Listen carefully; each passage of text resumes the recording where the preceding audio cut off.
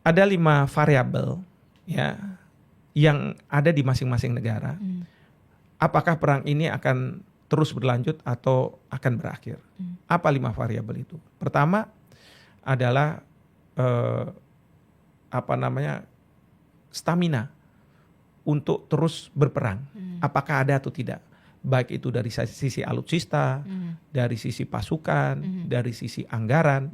Kalau misalnya masih mereka staminanya kuat terus gitu ya bisa lama. Tapi kalau tidak, ya mungkin akan segera berakhir.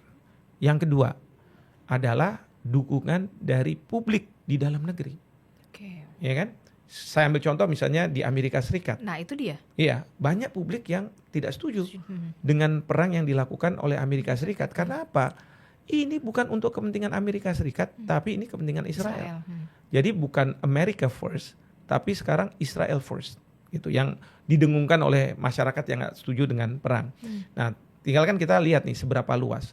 Lalu kemudian bagaimana Partai Demokrat bersikap misalnya dan Partai Republik. Karena yang paling ditakuti oleh Trump itu midterm election. Kalau Kongres nanti akan dipenuhi oleh Partai Demokrat gitu ya. Takutnya mereka akan mengimpeach dan mengganti ya dengan harapan perang itu harus selesai gitu ya. Sementara kalau di Israel justru mereka tambah kuat karena partai oposisinya mengatakan bahwa kita akan berada di belakang Netanyahu karena ini berhadapan dengan musuh bersama kita.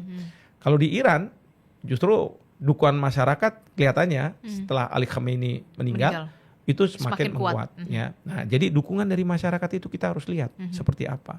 Tapi dukungan masyarakat misalnya di Iran kalau diserang terus dan dia warga sipil yang kena, mungkin dia minta udahlah nggak usah kita nggak usah terus-terusan perang karena kami yang akan jadi korban.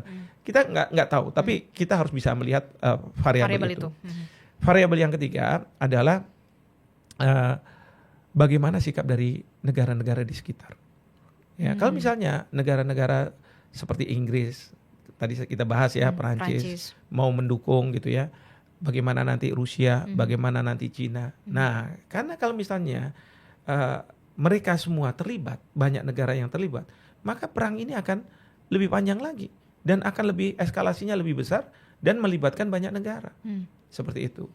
Nah, kemudian yang keempat adalah, nah ini yang penting nih. Ada nggak yang mau jadi mediator? Nah, kalau udah mulai panjang, ya, kalau misalnya nggak ada yang mau jadi mediator, kan nggak mau masing-masing kehilangan muka.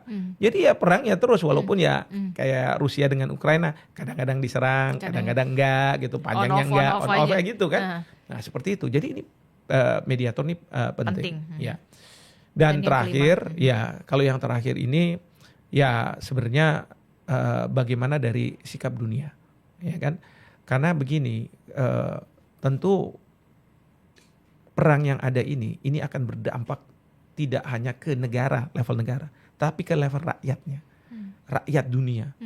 Ya, mungkin misalnya ada warga Amerika, warga Israel datang ke Indonesia atau ke negara tertentu, mereka marah sama Trump atau sama Netanyahu, tapi dilampiaskan ke warganya.